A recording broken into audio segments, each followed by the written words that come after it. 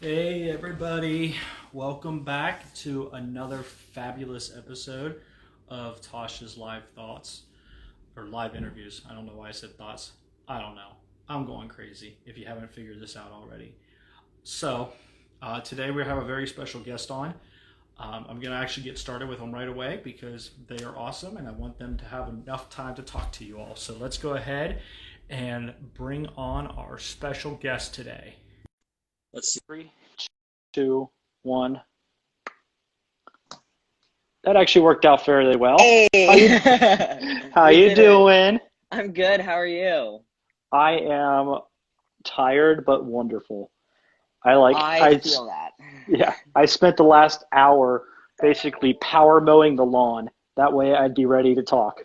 Oh my God, that's very different than how I prepared, but I love it. Yeah, like we have a quarter acre here and so like I'm just like with a push That's mower awesome. just getting it Honestly, done.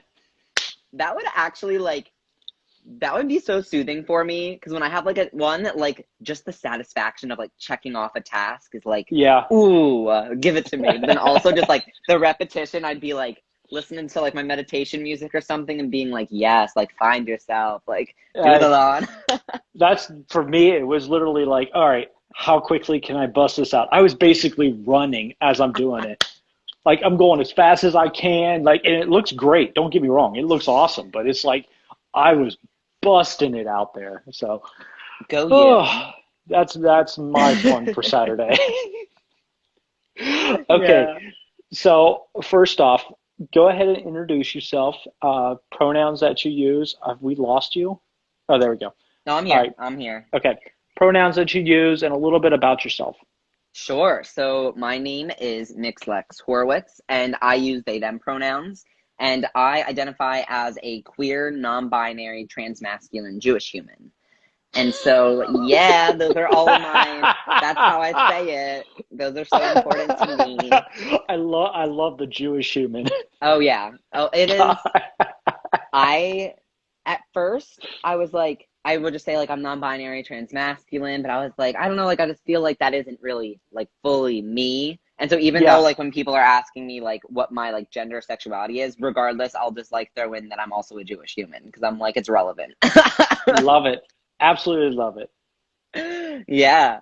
And so wait, will you tell me a little bit about how you are identifying or what terms you would like to use for today?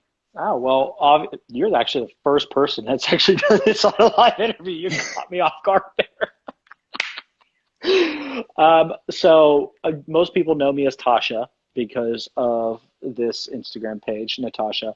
Um, right now, I'm in male mode, so I'm Vince. I do use the same surname as you do with Mix, Awesome. which I feel like you and I are like the only people that actually use that. Like when I found your page and you're using Mix, I'm like, oh my God, awesome. I didn't just make this shit up. Anytime I see someone like with like their tagline saying mix or like in the email, I'm like, I already am like, I feel like we are connected. Yep, We exactly. understand. Exactly. So I use that same one for, especially for my professional settings and that type of stuff. So right now I'm Vince Gay, and Gay is my last name, That's which just awesome. incredible. Yeah, I Wow, know, I'm right? jealous. um, basically gender fluid. Go male, female, androgynous, however you want to, queer or whatever kind of time. And yeah, that's me. Incredible. Thank you for sharing. Oh, anytime. Oh yeah, and I use male pronouns when I'm male, female pronouns when I'm female. Got it. Easy That is enough. good. Yes, good to know. All right. To asking the interviewer questions. Wow, this is so unique. Here we go. I'm You're ready. just gonna throw me off today. I do have that magical touch to I really mess love it. I people up. love it. You know, I'm almost near 30 of these that have been done. So anything that kind of changes it up and makes it a little different is so awesome. I absolutely love it. Yeah. Oh my gosh, So I love changing things up. So it was just meant to be. perfect. Okay, so kind of talk to us about how you kind of came to understand your identity. Like, what age did you kind of come through, obstacles you kind of faced as you began to really understand who you are? Yes, absolutely.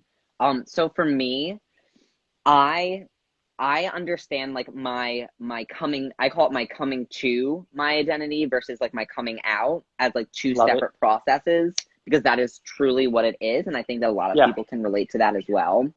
So like for instance, like my coming to my identity, like my journey to internally understanding who I am, what I desire, what I need, what that looks like how I want to navigate society, all started when I was around like 2, 3 years old.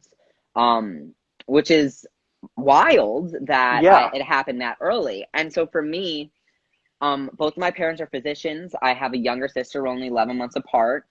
So like my family is like highly educated, uh, and in the medical realm.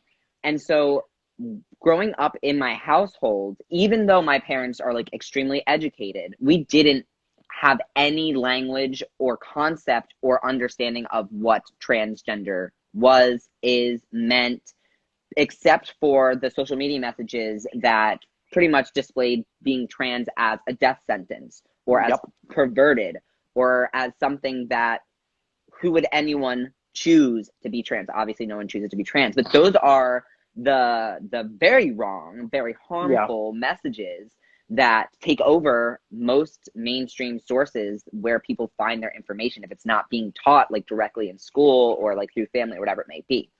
And so even though I have such loving and supportive parents, and my sister, like my family is so supportive of me, they didn't, and neither did I, have the language to say like, oh, I'm actually not a girl, or like, this is why this is happening. And so my Hmm. first memory internally of like this coming to this understanding of who I am was when I was around, I want to say it was closer probably to 3, 4 years old, like before preschool. My dad was dressing my sister and I so we go outside and play because we have a lovely little front backyard. My dad put my shorts on. I wasn't wearing a shirt and I ran outside. And he was like, yeah. I was like, yes, we're going in the sun. It's gonna be so good. And Such a then, boy. My right, goodness. so masked, the little Lex.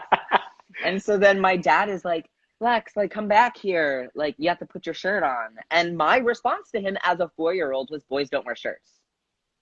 I love it. That was my only response. Like I didn't say I'm a boy. Like I didn't say, but like I identified at that moment with like, hey, that I don't want to wear a shirt. That doesn't fit me.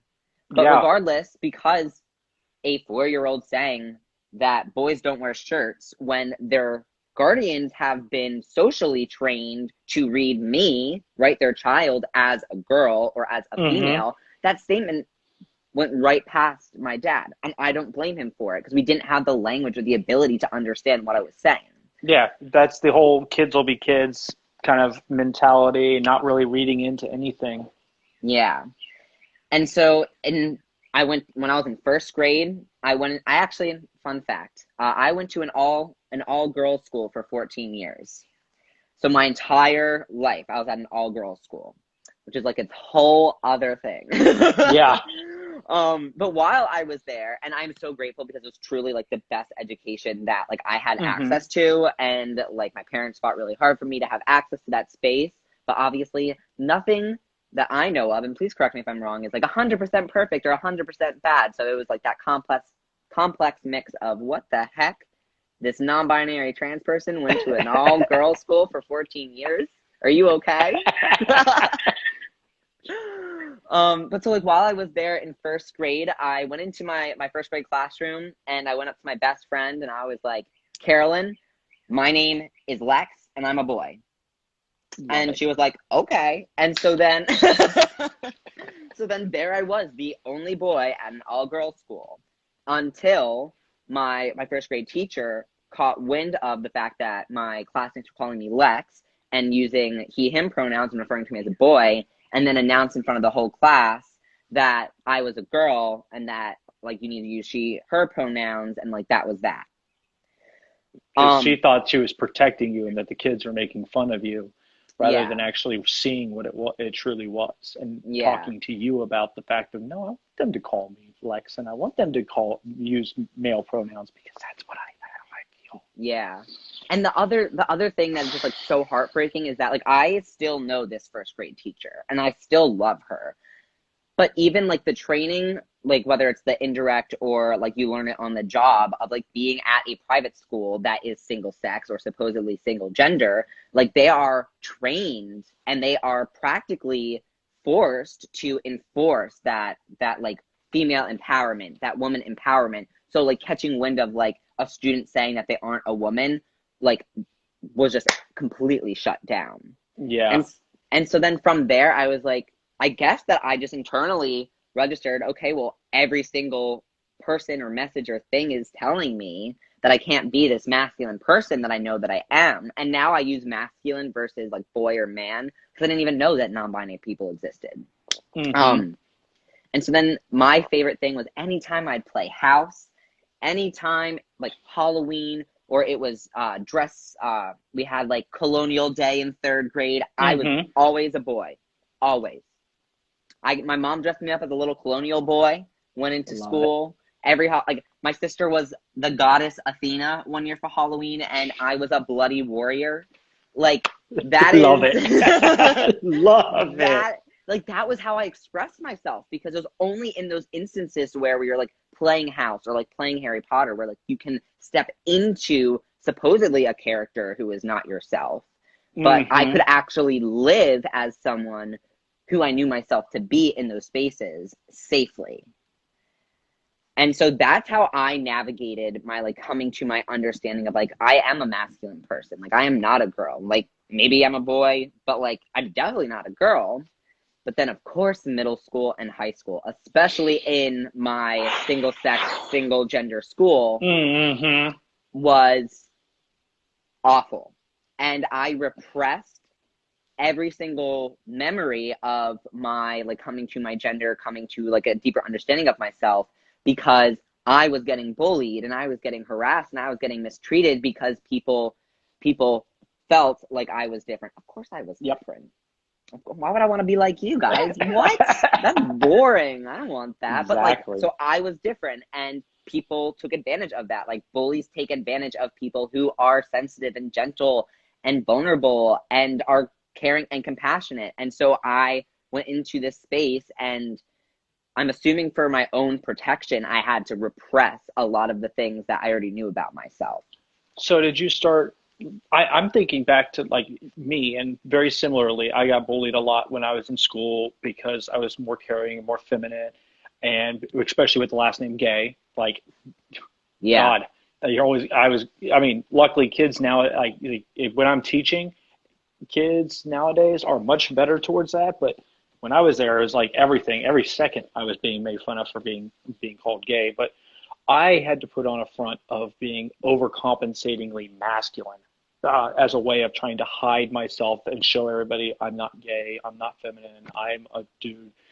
Did you have to do that the opposite way, where you're talking more of overcompensating feminine just to try to survive?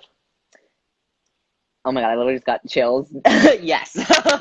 I definitely did that in like well the way that I understand it is like I was the world's best drag queen. Like hands down. My life. I have been the world's best drag queen since I popped out the womb.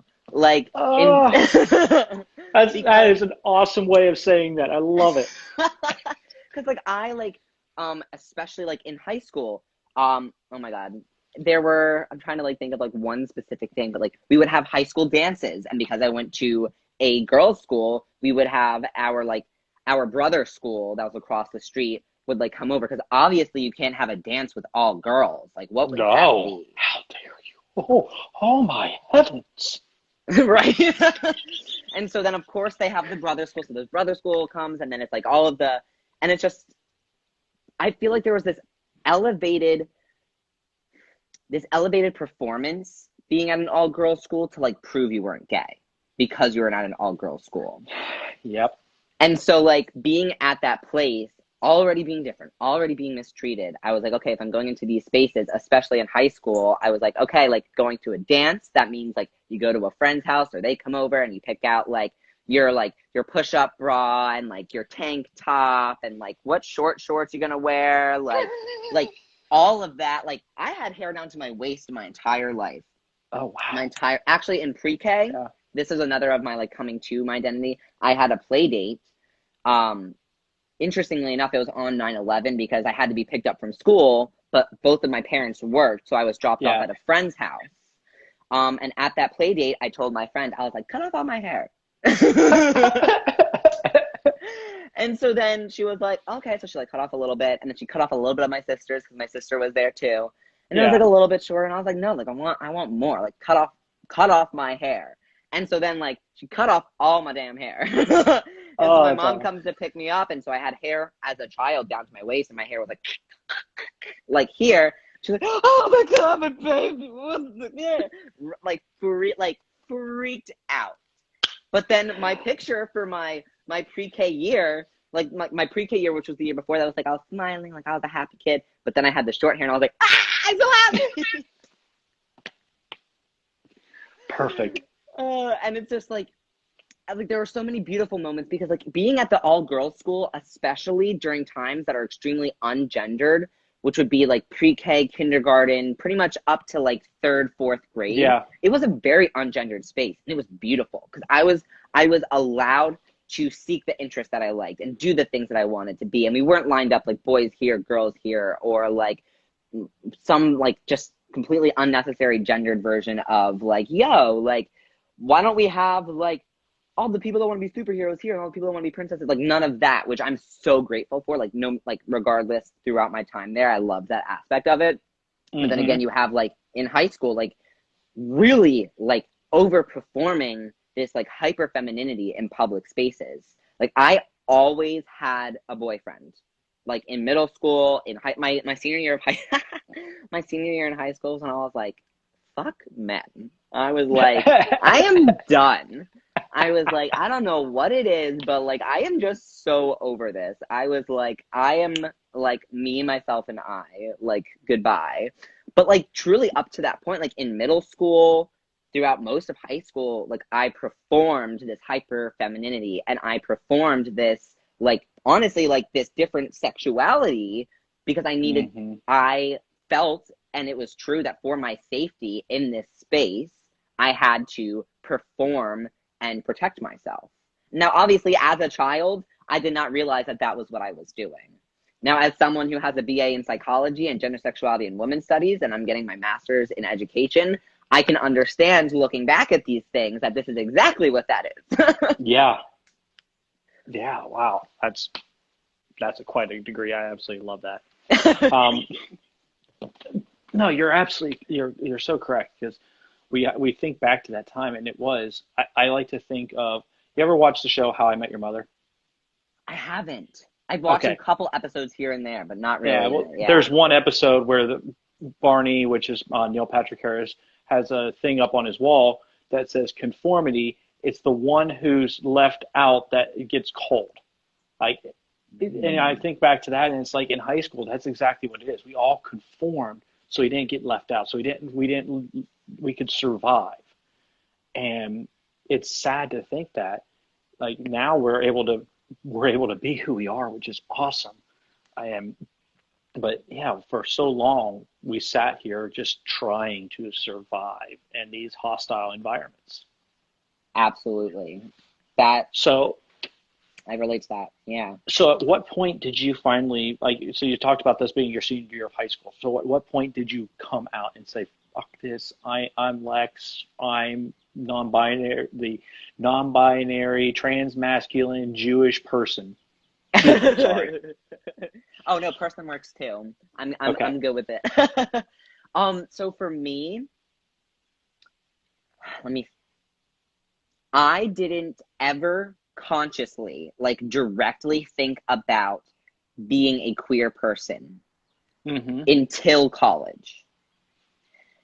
And actually, I'm going to correct that. I'm going to put a little asterisk and a little tiny note in tiny text that says that the only time that I would actually allow myself to contemplate consciously if I was queer was when I was in the shower in high school. For some reason, when I was in the shower, I felt safe enough Yep. to allow my desires to like actually come to the forefront of my mind. And when That's that so funny. happened, and I'm like, why was it the shower? And I remember this like years later. I was like, it was the shower. That's so weird. And like, I remember that, like, so, one example is that one of my best friends in high school, I very clearly had a crush on. And so I would be in my shower, just like thinking like, oh, the dance was coming up or whatever. And I think like something along the lines of like, oh, like I wish you could go with like X person or like, and then like the Hmm. thought in my head would be like, but you can't like go with that person or like that person because you're a girl. And then I'd have this other thought. Interestingly, this thought, which is also not like correct at all, but like interesting that I had this, that was like, well, if you were a boy, you could like girls. And I was like, okay, so you're a boy. And then in my head, I was a boy in my shower thinking about my desires about how I was attracted to women. But the Huh. second that I washed out my hair and I put my towel on, I forgot that that ever happened. And That's like interesting.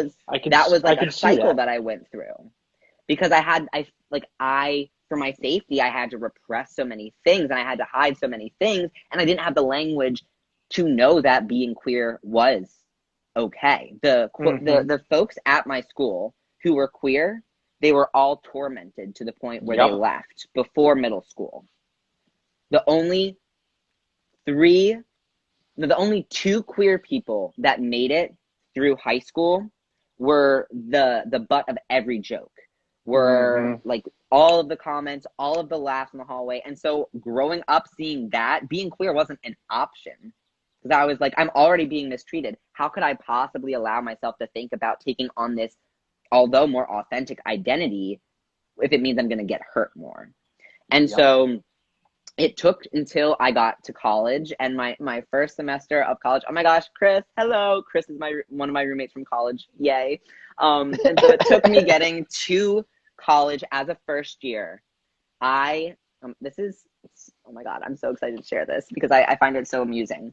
My Okay. first semester of first year, I like still have my hair down to my waist and I was like, you're a first year in college, like you gotta like put on the makeup, you gotta like wear the cute Hmm. clothes, you gotta like impress the boys, all that stuff. And so then like I was like, yeah, first year college, woo! Like going to like the parties and the social gatherings, and like I would get with all of the mask people at my school. Not like all of, but like those were like the men that I was attracted to. They were hyper masked, the ice hockey players, the football Yeah. players, like and so my first semester I was like having fun with what was it? Was it ice hockey, football? It was football with like someone that I knew on like the football team.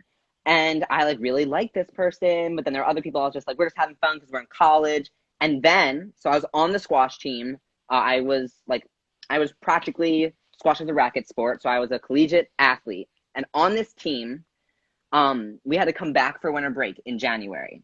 And in January, my housing was closed. So I was placed in a senior's apartment with her who was on the team. So I was like, Hmm. cool, all right, like we're gonna like we train like 6, 8 hours a day, like we do everything with the team, like this is cool. I moved in, I fell madly in love with this woman. Oh my god. Like I have never been in so much pain in my entire life. Like but because I also still wasn't consciously allowing myself to explore a queer identity because the only spaces that I knew were unsafe to be queer. So Yeah. then this person I'm living with her, we're really close and like we're doing everything together. And then she confides in me that she has a girlfriend. And then like before she finished saying that she had a girlfriend, I was like, I think I may be gay. Like I just like blurted out. Like I didn't control it. I only heard it after I said it. Like Uh-huh. I was like, oh my God, what have you done? Like this is the first time that like one, you've said it out loud, or two, you even thought about it in general. Yeah. And so I was like, I got scared. I was like, well, maybe it's not true. Like maybe I'm not gay, but like, maybe I'm gay. Like what? Oh my God, I don't know what's happening. And so what ended up progressing was like she was like my mentor. She showed me like Haley Kiyoko and like Demi Lovato and like showed me all the queer movies and I was just like Yes. getting my queer education. And and the more that we like spent time like exploring like the beautiful nature of queer identity and like spending so much time together, I just fell so madly in love with her. And I didn't realize it until I was on a phone call with my therapist. And I was so distraught because when we'd be watching TV, the woman that I was living with, she was like, "Oh, like my partner's calling, I'm gonna go FaceTime," and then she was like, "Hey, love, like how like," and then that just broke me, and I didn't know why that broke Uh-huh. me. So then I was on the phone with my therapist, and I was like, "I don't know what's happening," like, blah, blah, blah, blah. And then she was like, "I think you're in love," and I just started hysterically crying because I knew that she was right. But I also She knew that pegged it. this person Yeah. had a girlfriend and that I had to live with her for another 2 weeks. But then, of course, the type of person I am, that same day, we're walking to the dining hall, just the two of us, and I told her, I was like, "I want you to listen to what I have to say. I like you. I like you. I like you more than a friend." What is this, middle school? I like you. Yes, Love exactly. it. And the thing that she said was like, "Thank you." And I was like, "Please, dear God, do not say another word. Just like go into the dining hall. We can talk about this later." Yeah. Talk about this Um, once I move out. Like we'll just yeah, pretend it didn't we'll happen. just. But long story short is that she felt the exact same way about me. She was very, like, because when they're just like the vibe and the energy was so, it was like so connected, so flirtatious. Hmm. So like I'm very happy that it wasn't just like a one-way street, but obviously very Yeah. complicated because she had a partner and they were doing long Yeah. distance and all that.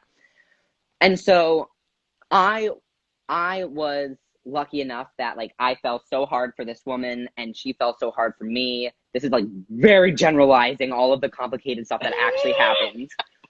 But we ended up together. And but Uh-huh. she left her partner. Um we we actually were together for just under 2 years. She had graduated that year. My entire family came to her graduation.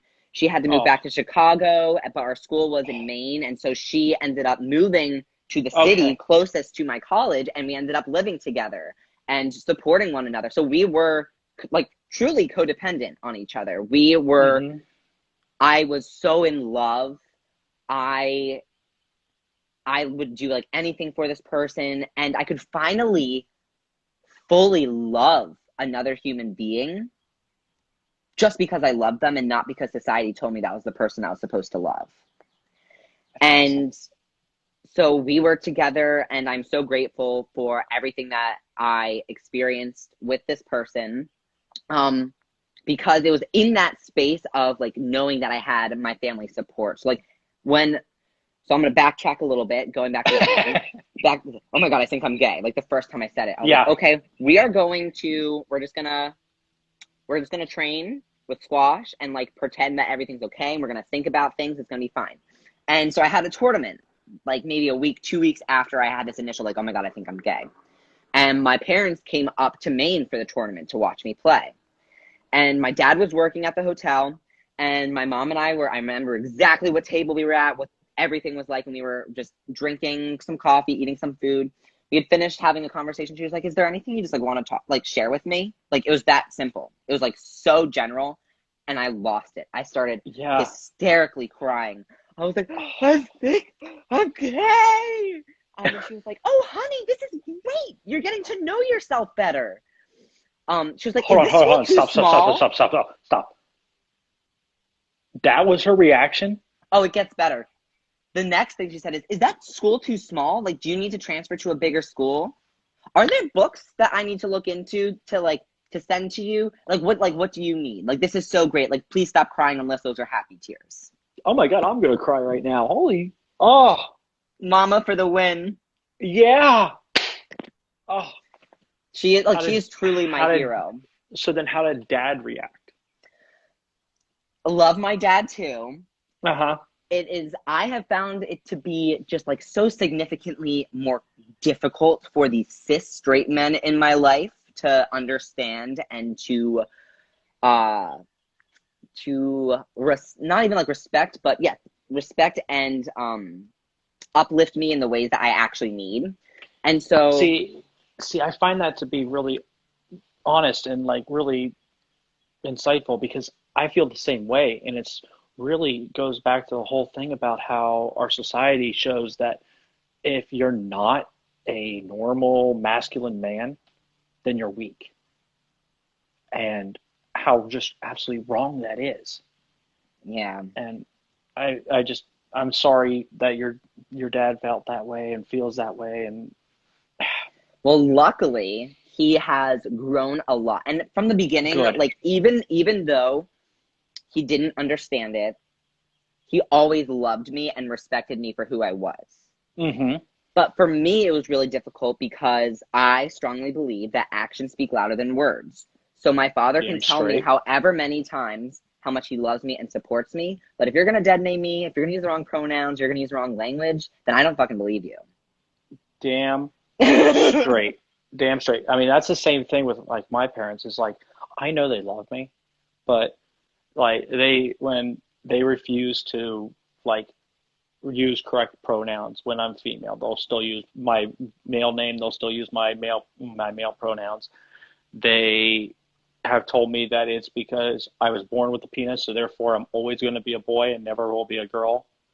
Um, and like it's been bad. Like it's been bad at points, and it's hard to have to deal with that. But you're Yeah, completely right. Actions speak louder than words. yeah, It's so powerful when someone just does the simple act of using the correct pronoun. Like yeah, it's not that hard, and it's so powerful and so uplifting for someone to just do it. yeah. And that's the truth. And also, I'm so sorry that you have experienced that because it just, regardless of what language we're going to use, like it takes a toll. Like it stays with Hmm. you, right? And It does. it shapes your ways of not only understanding yourself, but the ways that you understand the potential that you have in relationship with other people, which can be super Like damaging. each one of those are cuts, and while cuts heal, they heal into scars. Those scars are permanent. They stay there. You'll always see them. You'll always feel them. They might be healed over and they might look okay, but they're still there. They're always going to be with you, and especially if they come from the people that are closest to you. Exactly. That's always something that is so. It, I don't think you can honestly 100% ever move past it. Like you want to, I want to, but you just Yeah. Oh, I totally agree. I I like in quarantine, especially, I have been doing so much like very conscious, like purposeful self work, which is like a hmm. whole nother conversation that I would Well, I love see that you're to doing all have the with you. journaling, which is awesome. Oh my God, it's been so like it's so freeing, honestly. Like I've been like just doodling how I feel, like trying to find a way to like actually have other people understand Hmm. what I'm feeling. Because I don't like, I will use words to try and explain dissociation, derealization, alexithymia, like all of these things that I experience. But if you don't have that actual experience yourself, then it's difficult to understand. And so I've Yeah, been really holding on to doodling and journaling as a way to find ways to share what I'm experiencing with the outside world. And a lot of that has actually been so helpful. And it's also somewhat like connect. So I'm actually in my childhood home right now. So like I live in West Philadelphia, but hmm. I'm Born currently and in the raised. burbs, born and raised, you know it. Um, and so like he, you know, I'll always take Will Smith. You I'm know. sorry. How many times when you say that you're born in West Philadelphia, do you start singing that song in your head? It happens automatically before I say it because like my Yeah. mind knows that it's coming. And then as soon as someone else says it, then I'm like, I go all in my head, you know? Oh my God. Like I feel like that's all I would do ever all the time is just be like West Philadelphia, born and raised on a playground where I spend most of my days. Like I would Yes, just be doing yes. that all the time. You know it. Like truly, truly. But I definitely okay, wait, my mind is everywhere. I'm gonna go I know, back mine to a are too. little thing to like make sure that I clarify it.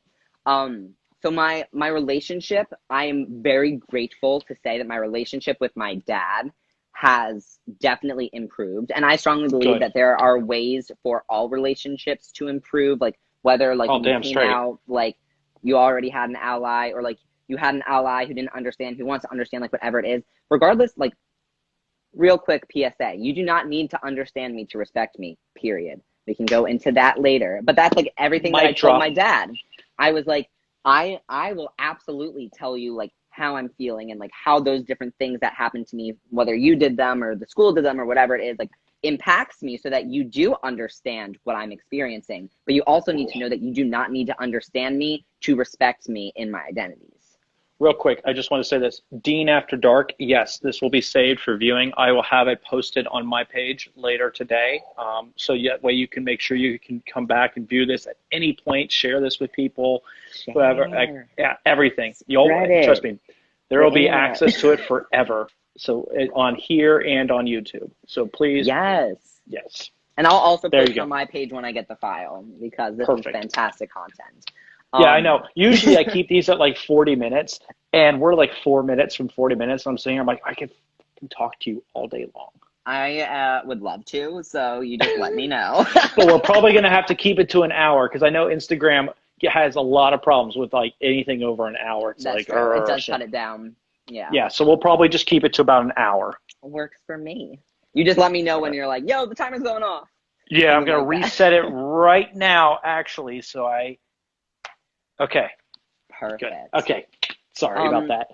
Okay, worries. Keep going with what you're talking about. Yeah, so that was like the first year of college, like went in thinking I was a cis straight woman who was attracted to masculine men, and then fell in love with a woman. I was like, oh my gosh, like I'm a masculine gay woman. And then, and I never used the term lesbian. For me, that term is just so uncomfortable, which I have decided is due to the fact that I never truly identified as a woman, and lesbian, with its traditional and historic association with women who love women, is likely the reason why I feel so uncomfortable even like saying that word in my mouth, even though it's an extremely valid, beautiful identity for the folks who hold that identity. And you do not have to be a woman to identify as lesbian. Also, that is true. I know many non-binary folks who identify as lesbian, and I want to validate that beauty all in. But for me, I'll be running away from that word. No, it makes perfect sense, because you don't. I completely get it, because for so long you've had this desire to be masculine, and like for me, I identify with the lesbian term. I call myself a gender fluid lesbian or a male lesbian sometimes, but it's because I've always had this identification that I've wanted to be feminine. Like that's part of my gender fluidity, is expressing my feminine. Like I think I'm comfortable expressing my masculinity from time to time, but really it's all about expressing my femininity. And so that's why like that term lesbian sits with me, is because I'm attracted to women, and like most of all attracted to my wife, from no matter if I'm Vince, Natasha, Andrade, like however I present, eyes are always for her. There's hope. I know. There's hope for me. Oh, that's so beautiful. we are high school sweethearts too. Isn't that amazing? You just broke my jaw. Yeah, I know. So we are a Disney movie. We are a Disney movie in the making. I just need to like process how beautiful this is. Hold on. Like I'm actually crying. We're fine. We're fine. We're gonna okay, that's fair. That's fair. You made me cry, I made you cry. Oh my god, that's so beautiful. And because oh my gosh, it's beautiful for so many different things, but as queer people in general, I strongly believe, are more likely than not like robbed the opportunity to have authentic, mutually supportive, uplifting relationships, whether it's friendships or romantic or sexual or like family, whatever it may be. We aren't provided with like those same opportunities. And so hearing you say that just like made me feel so warm and hopeful. So I'm so happy. And I got to give all the credit to her, because for me, I didn't come to my identity until I was 27 years old, or 26 years old is when I fully came to it. And when I came to it, I came out to her. Like the day I recognized that I'm gender fluid was the same day I came out to her. And so we had already been married 3 years when I came out. And so this has been like all part of the journey for her, and she's taking this in stride so beautifully, and because she loves me, and for a while there, Natasha was her friend, but has now really just seen me as me. Whether I'm Natasha, whether I'm Vince, I'm still just me, and therefore she can see that, she can love that, and I mean, yeah. As all people should do in general. Just see us for the people that we are standing in front of you, instead of all of the different associations and generalizations and stereotypes and ideals that people place on us, that then lead us to having many traumatic experiences or negative experiences. So, go your wife, yes. Yeah, I know. I always give credit to her. She's amazing, and I can't say that she's been like, she's had her struggles with it. Oh, and we all do. It's completely understandable. She married a man, and now her husband has now turned into a woman part of the time, and has gender fluid identity and all this type of stuff. It's hard and it takes time, but the thing is, she was motivated to use correct pronouns, use correct names. She was motivated because she loved me, and she wanted to really, truly, and beautifully show that she loved me. And that's why it really isn't that hard. And we go back to what we were talking about. It's not that hard. If you truly love someone, it's not that hard. You don't have to agree with it. You don't have to agree with it. You don't have to understand it. You just have to respect the person. Exactly. And that's like, when I tell people like what I'm asking for, I'm not asking for your acceptance. I'm not asking for you to understand it. All I care is that you respect me as a person. That's it. Just respect me. That's it. What you talk behind my back all you want. I don't care. When I leave, you can talk about how you don't like Natasha, or Natasha should be the only one, and there should be no more Vince. I don't care what the hell you all talk about. As long as when I'm there, you're respectful to me. That's it. Yes. Full send. That's the truth. Is that, I think, did you use the term? Oh God, what term did you use for how she did? I don't think you used attention, but okay, I'm gonna make this make sense really quick. Okay. Go for it. So I'm going to use an example that will help explain it. There we go. Okay. So when I came out to my mom, I didn't plan it. It just happened. And my dad was also there that weekend. And so I was like, okay, so like, should I tell dad? Like, what do you think? And she was like, oh, like, we should probably wait till you have like more time so you can like sit down and talk with him. Just like make sure that like you're ready for the reaction, because obviously your father loves you, but like he sees you in like this very specific way, blah, blah, blah, blah, blah. So I was like, okay, whatever. Like, we'll just like, I'm not going to tell him right now. And then I was like, but I really want to tell my sister, who's my best friend. But my sister was in the middle of, it was her senior year in high school, and she had all of her finals. And so I was just like, okay, like, I don't want to like, for whether it's like upset or distract or for whatever reason, like take away from like my sister's studies, and like I'm gonna wait until like I can actually sit down and have time with my dad to tell him, like all that stuff. And so when I finally told my dad, it was only like a month or 2 months after. I don't even think it was as long as 2 months, but whatever it was another squash tournament, but we were at Yale, and we were at like some pasta place. Fancy. Oh yeah, the training. I love competition. It is like I thrive on it. And so my mom, my dad, and I were just eating like after a match, and then I shit you not, my mother, she gets up from the table, and like I'm sitting here, my dad's sitting across from me. So my mom walks behind my dad, so my dad can't see, and she's like, I'm just gonna go to the restroom. I was like, okay, like I was eating my food, I was like super hungry, and my dad and I were just talking. And I like looked up at my mom, and she goes, tell him. And I was like, what? What? I was like, she was like, tell him. I was like, and so then my dad's still talking to me about like whatever it was we were talking about. And I am no longer hungry. I like, the pit drops in your stomach. You're like, I was like, oh my God, what's happening? And then I was like, Dad, stop talking. Dad, stop talking. I need to tell you something. And he was like, oh, wait. And then what did he say? Because it's such dad humor. It's just such dad humor. He was like, he was like, you're not pregnant, are you? Yeah. And like, he already knew that the answer was no. And I was like, what did I say? I think I said, like, the opposite. Like, I said something like, go a different route. Yeah. And then he said, which was very shocking to me, he said, oh, do you have a boyfriend or a girlfriend? He said both, which was wild because, yeah, that's just, he grew up in an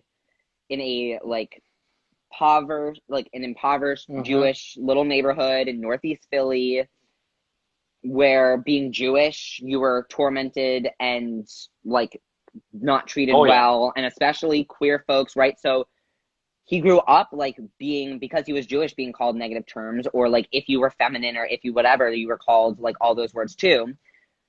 So knowing that, I was really shocked, and I was like, yeah, the second one. That's how I responded to him. Like, I didn't say like I had a girlfriend. I said, oh, the second one. He said, oh, so you have a girlfriend? And I, yeah.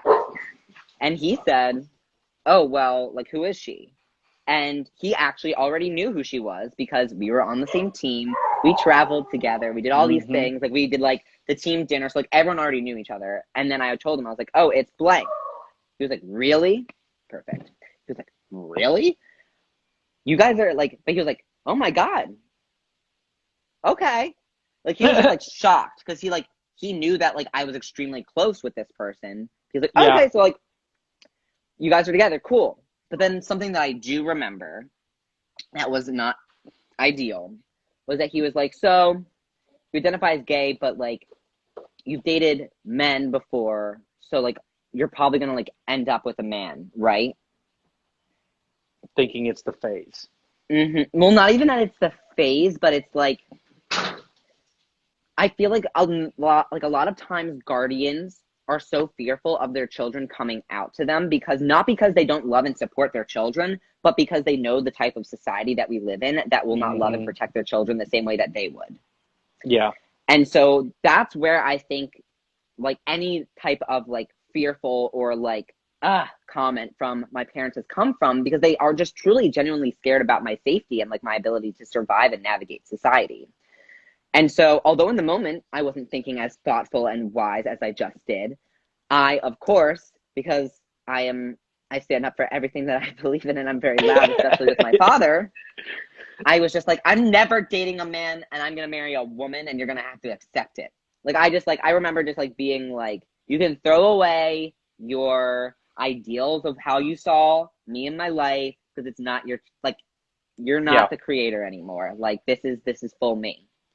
And so, but there was never a moment, ever. There was never a moment with either of my parents or my sister where they were like, you can't be gay, or like, you can't express yourself, or you can't love who you love. Like, they're always like, we want you to love who you love.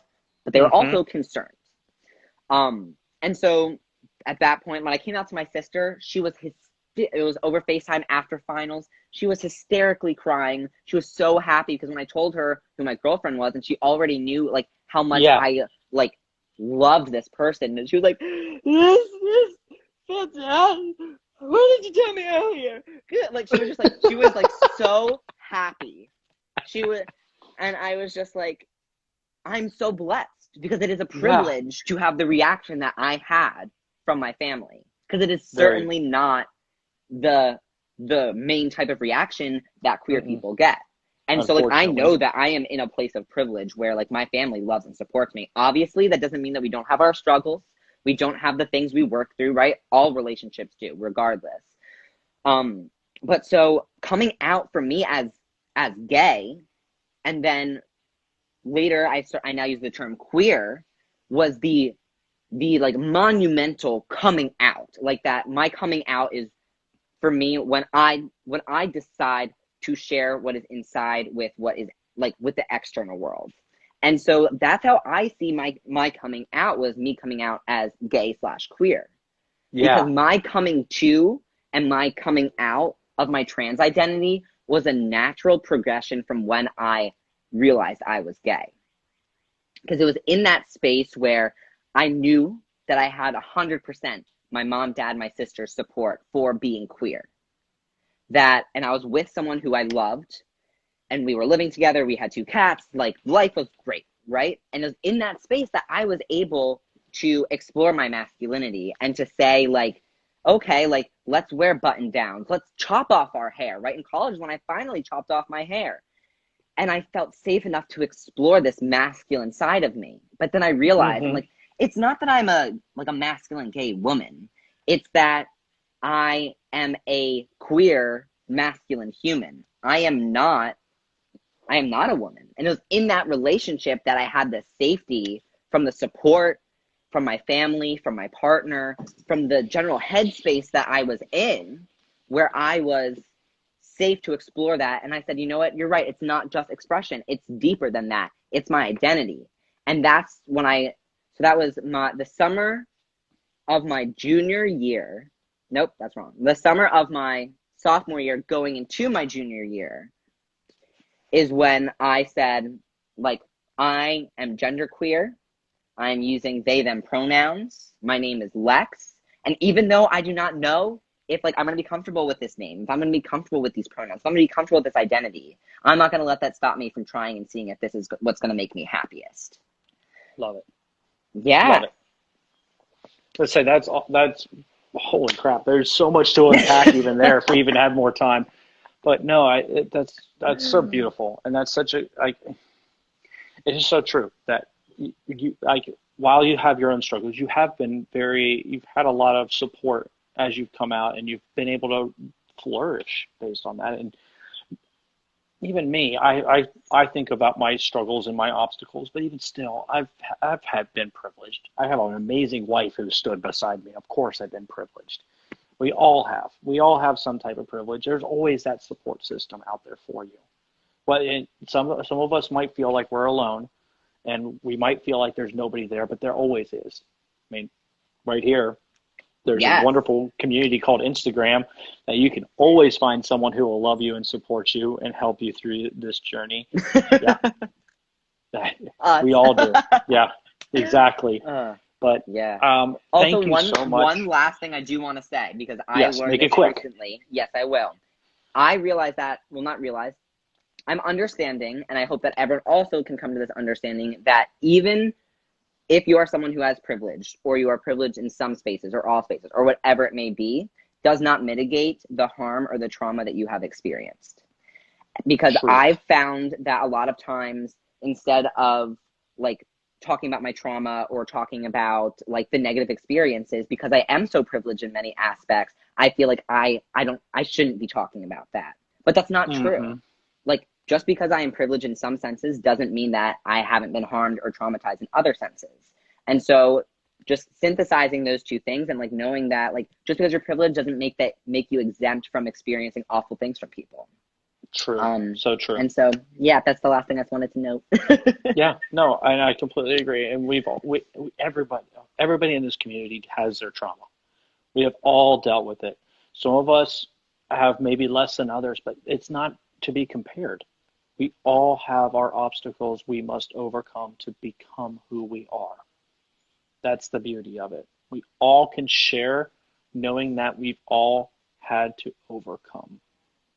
And that's what makes us stronger. Damn straight. Well, thank you so much, Lex, for coming on. This is going to have to be a part 1, part 2. We're going to have to bring you back on, because there's still so much more that you and I can talk about. This might be like a 4-parter for being completely honest. We're going to make a mini-series. We got this. We can do it. All righty. Well, thank you once again. Thank you for having me. This was so lovely. Thank you for the space. Yes. And next time we're going to be talking about your modeling, okay? We're going to get you to start talking about all that stuff.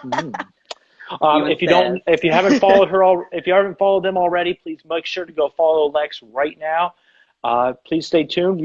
I'm taking a slight break on the series just to kind of recollect my mind, but I will be back with it very shortly with some awesome new guests. Thank you, everyone, for tuning in. Love you, Lex. Have a wonderful weekend. Thank you. You too. Stay safe. Bye.